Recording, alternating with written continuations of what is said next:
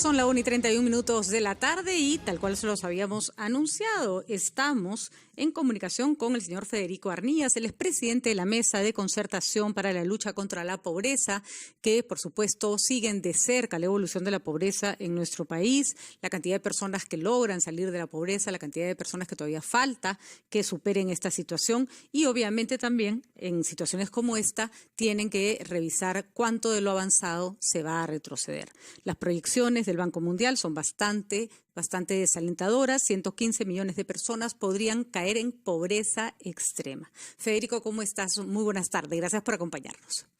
Patricia, un gusto estar con usted. Cuéntenos, Federico. Con toda la audiencia de RPP. Gracias. Cuéntenos, Federico, cómo tomamos las cifras del Banco Mundial. Estamos hablando de pobreza extrema y sería importante que antes de desmenuzar esta información, recordemos cuál es la diferencia entre un pobre y un pobre extremo. ¿En qué condiciones vive una persona cuando hablamos de pobreza extrema?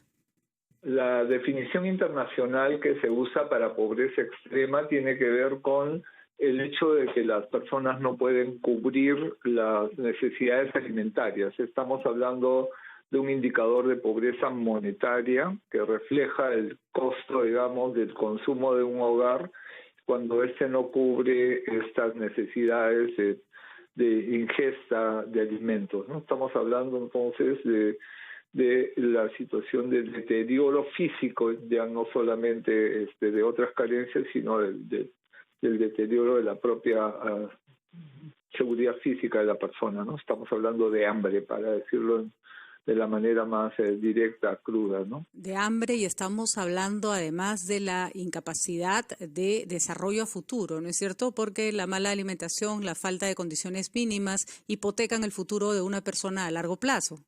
No solamente a largo plazo, estamos hablando también de muerte por hambre, ¿no? Esa es la dureza del indicador, ¿no? Muerte por hambre. Qué horror. Así es. Espeluznante, ¿no?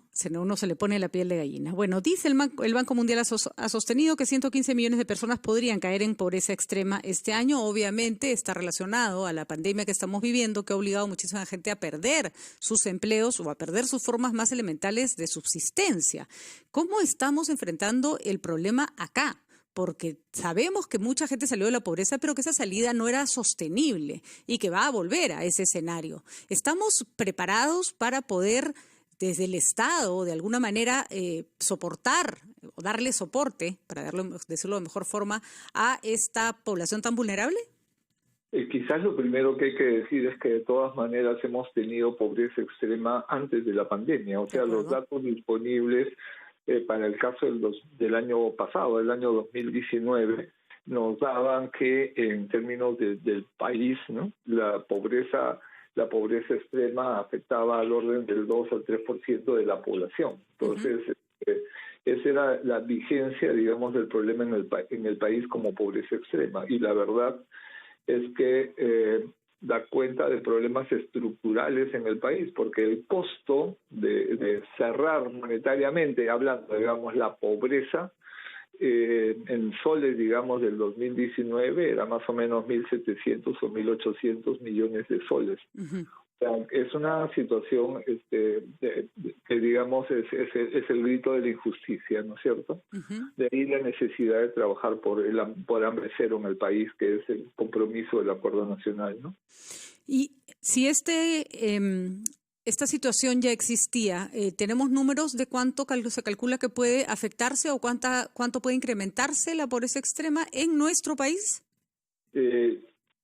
La pobreza extrema es difícil estimarla en este minuto. Lo que hay son estimaciones respecto a la pobreza monetaria en su conjunto. Así es. Estaríamos pasando digamos, cerca del 20%, que era el nivel de pobreza monetaria medido, digamos, para el año 2019, a prácticamente 30%, ¿no? 29 y pico de pobreza monetaria total.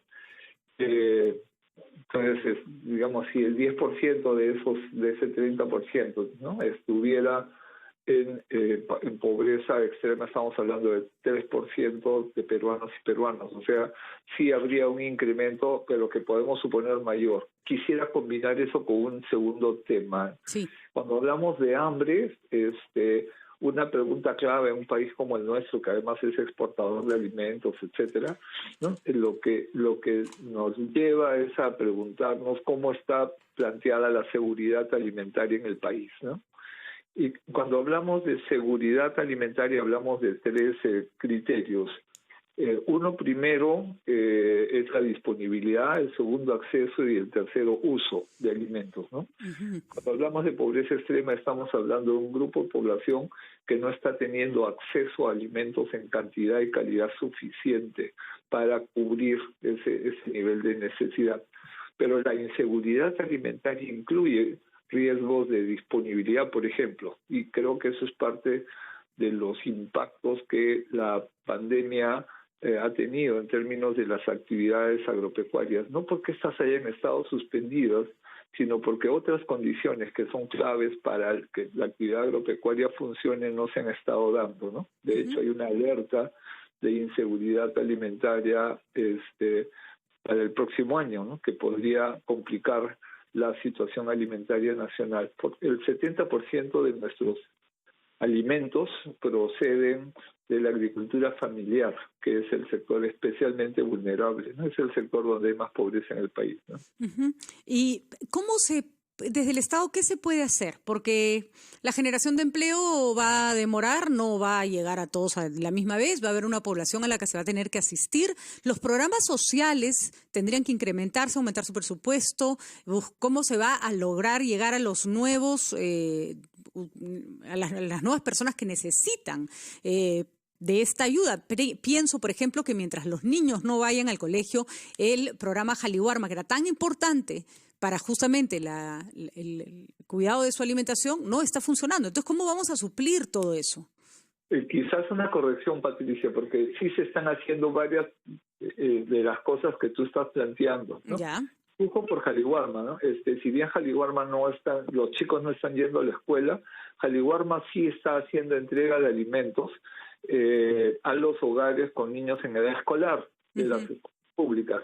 De hecho, el volumen de alimentos que están movilizando Jaliwarma, hasta donde hemos recibido información, se ha incrementado justamente, ¿no?, para poder cubrir una parte de población que requiere ser atendida con apoyo alimentario, ¿no? Uh-huh.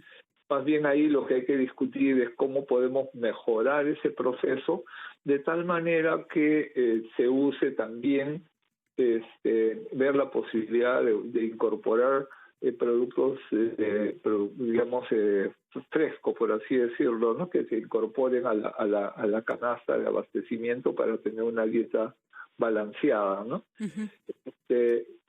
Los temas de entrega de alimentos también están funcionando, pero han tenido retrasos, ¿no?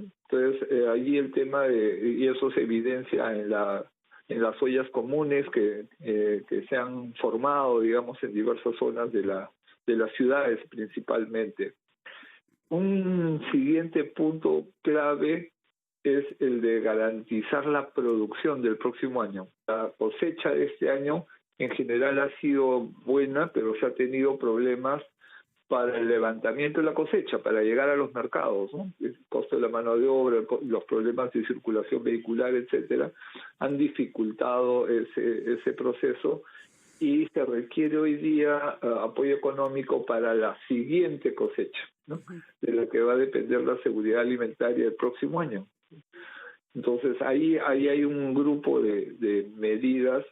Hay un riesgo climático, hay una alerta para el norte del país de riesgo de que tengamos un año seco, o sea, que que tengamos problemas de abastecimiento de agua. Entonces, son como los puntos que tenemos sobre los cuales hay que estar alerta. Y obviamente, hay planes, digamos, con una mirada prospectiva de parte del gobierno, ¿se están tomando en cuenta todos estos factores? Lo pregunto no porque no sea materia de interés, sino porque con la pandemia del coronavirus se absorbe tanto el presente que es bueno saber si se están planteando escenarios futuros y alternativas a lo que se está haciendo hoy. Hay algunas cosas que ya se están planteando y hay otras que, por lo menos los gremios agrarios, por ejemplo, están planteando que requieren una atención adicional. La alerta sobre sequía es un punto importante. Está hecha la alerta y en ese sentido entiendo que se están tomando medidas para una mejor administración de los recursos hídricos hoy día disponibles. Un programa de empleo temporal como los que están siendo planteados para mejora de canales de riego y también es un tipo de medidas importantes porque parte del agua cuando uno, dependiendo del tipo de canal que usa, pues se pierde por filtraciones, digamos, ¿no?